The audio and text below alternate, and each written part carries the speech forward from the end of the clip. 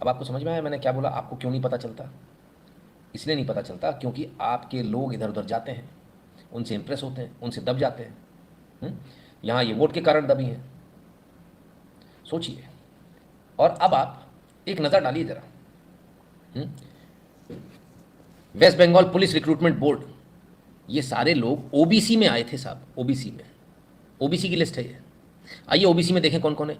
SK Masood, सदर, सोमेन, रहमत, अकरातुल, मौलाना हसन, मामून, आसिफ, है ना, नाज़ीर, शेख, अहद अंसारी, जाहिद, पूरी लिस्ट भरी हुई, हम पहले भी दिखा चुके हैं आपको।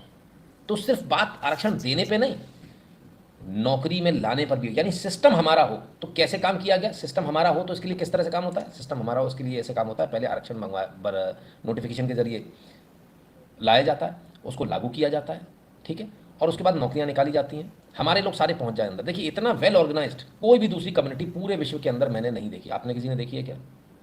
मुझे बता दीजिएगा अगर आपने देखी हो तो। मीना कुमार करें, दीदी पूरे देश के साथ खून का खेला करने को रेडी है। भाई कमेंट आपका मीना जी, सोच समझ के किया कीजिए, ऐसे कमेंट ना लिखिए कि इसमें आपको परेशानी हो, है ना। नवीन जी कहते हैं, Nitin Shukla ji, after our Congress government comes what will happen to whole India. मज़ा आ जाएगा, बल्ले बल्ले हो जाएगी, जो अभी आप यहाँ देख रहे हो वो सब जगह होगा। तो इसके बाद क्या हुआ? इसके बाद कोर्ट ने ये कह दिया कि 2010 के बाद जितने भी ओबीसी सर्टिफिकेट इशू हैं वो सारे गलत हैं, नल एंड वॉइड, जीरो। तो जिनको नौकरियां मिल गई उनका क्या होगा? ओबीसी में ऑब्वियसली नौकरियां जाएंगी, सर्टिफिकेट ही फर्जी हो गया, नल एंड वॉइड हो गया, जीरो हो गया। तो नौकरियां दी भी तो आपने गलत तरीके से थी। बहुत बड़ा फैसला है ये, बहुत बड़ा फैसला। भारत के इतिहास में इस फैसले को आप याद रखिएगा क्योंकि ये मील का पत्थर साबित होगा।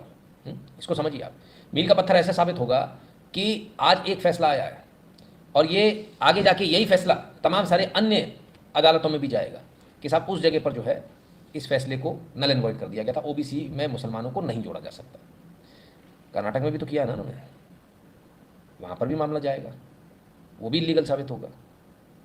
जगह जगह जहाँ अच्छा ये चीज़ जो है ये तो तृणमूल कांग्रेस है, कांग्रेस तृणमूल कांग्रेस सब एक ही कर रहे हैं। इंडी गठबंधन पूरा एक जैसा काम कर रहा है, सबकी फाइलें एक जैसी, सबकी सोच एक जैसी, सबको एक जैसे आइडिया आते हैं। ऐसा कैसे हो रहा है?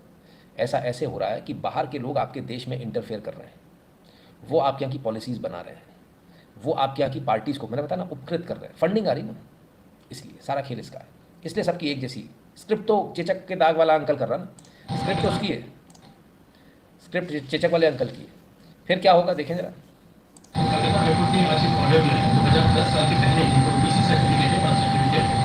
देखिए ये मामला मूलतः वहां से हुआ है कि 118 मुस्लिम जातियों को बिना किसी प्रोसेस, पिछड़ेपन के सर्वे वगैरह के बगैर ममता बनर्जी ने ओबीसी का रिजर्वेशन दे दिया।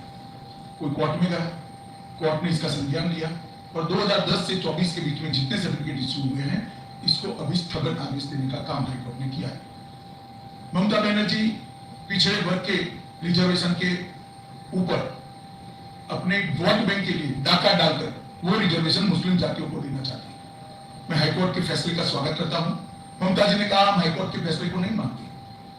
मैं बंगाल की जनता को पूछना चाहता हूं, कोई ऐसी मुख्यमंत्री हो सकती है, संवैधानिक पद पर बैठी हुई कोई व्यक्ति ऐसी हो सकती है जो कहेगी कि हम कोर्ट के आदेश को नहीं मानते? किस प्रकार की मानसिकता से बंगाल का लोकतंत्र गुजर रहा है? मैं इसकी घोर निंदा करता हूं और हाईकोर्ट के फैसले का स्वागत करता हूं और हमें निश्चित सुनिश्चित करेंगे कि हाईकोर्ट के फैसले का अमल हो और जिनका अधिकार है, जो पिछड़े लोग हैं, पिछड़ा वर्ग के लोग हैं, उनको अपना अधिकार मिले, न कि एपीसमेंट की पॉलिसी और वोट बैंक की पॉलिसी के कारण जो पिछड़े नहीं है उनको रिजर्वेशन का फायदा मिले। ये पूरा इंडिया राइज, कांग्रेस तेलंगाना और कर्नाटक में ओबीसी के रिजर्वेशन पर डाका डाला, ममता बनर्जी ने ओबीसी के रिजर्वेशन पर डाका डाला। पिछड़ा वर्ग एससी एसटी का रिजर्वेशन छीनकर ये लोग अल्पसंख्यकों को और विशेषकर मुसलमानों को देना चाहते हैं। भारतीय जनता पार्टी इसका सख्त विरोध करती है क्योंकि धर्म के आधार पर संविधान कोई परमिशन नहीं देता किसी भी धर्म के आधार पर आरक्षण की, रिजर्वेशन की। तो आरक्षण का रिजर्वेशन जो है, आरक्षण नहीं मिलेगा आपको धर्म के आधार पर, ये भारत के संविधान में एकदम स्पष्ट रूप से लिखा है, धार्मिक आधार पर नहीं मिलेगा, पर इन्होंने दे दिया। चिल्ला चिल्ला के बोल रहे थे पूरी दुनिया जहान में कि बीजेपी आरक्षण खत्म कर देगी, देगी। आप तो कर चुके कर्नाटक में, आप कर चुके बंगाल में, अब कोर्ट के जरिए बातें हो रही है और पता नहीं कहाँ कहाँ कर चुके होंगे तो अपने को पता नहीं है। अभी ये निकलेंगी फाइलें तमाम सारी जगहों से। हाँ, तो ये स्थिति है आप बताइए क्या करेंगे आप? जो लोग ये कह रहे हैं कि बीजेपी आरक्षण खत्म कर देगी, वो तो ओबीसी का आरक्षण खत्म ही कर दिया उन्होंने, 66% हिस्सेदारी दे दी। वो तो एक आध बार और थोड़ा सा आगे पीछे होंगे तो पूरा 100% दे देंगे, आपको बाहर कर देंगे। ये हमारे जो नेता हैं जो हिंदू हैं उनकी स्थिति है? वो इतने बिकाऊ हैं, क्यों इतने बिकाऊ हैं भाई मुझे नहीं मालूम, पर इतने बिकाऊ हैं कि आप ही के हक हुकूक बेच दे रहे हैं मुसलमानों को। मुसलमानों को मानना पड़ेगा भाई, गजब है, अपना सिस्टम वो सब जगह चला लेते हैं। तो ऐसा हो भी जाएगा तो क्या हो जाएगा, मुसलमानों का सिस्टम तो देख लें जरा।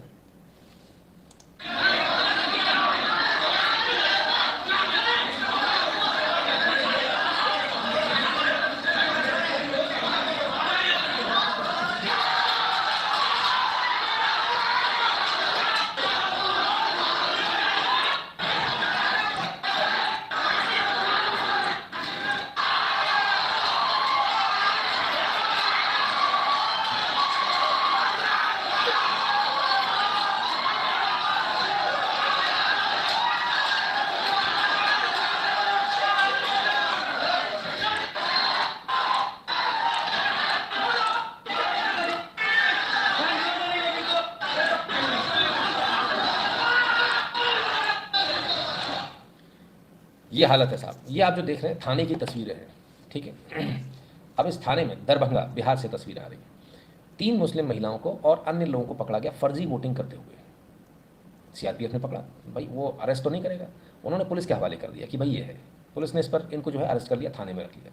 थाने में जब रखा तो यहाँ तकरीबन 500 लोगों की भीड़ पहुँच गई और थाने में से जबरिया दादागिरी करके इनको छुड़ा के ले आए।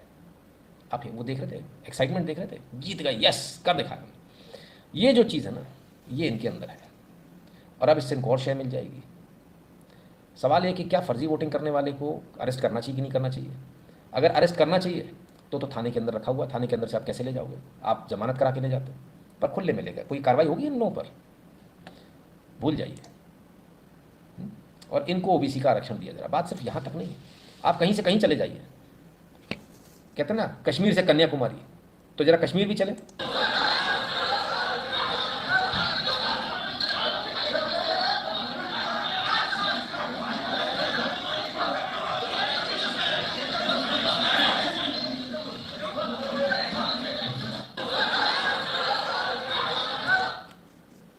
कश्मीर में साहब पुलिस वाले को ही पीट दिया।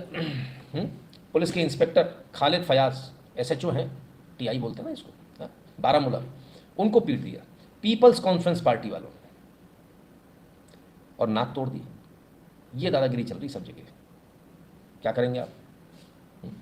अकबर टांगू नाम है इनका, और अकबर टांगू जो है बड़े फेमस हैं कि कड़क ऑफिसर है, लॉ एंड ऑर्डर मेंटेन करते हैं, कई इनाम मिले इनको सरकार से, उनको ही कूट दिया। आप दादागिरी देखते जाइए साहब, जगह जगह मिलेगी आपको। खैर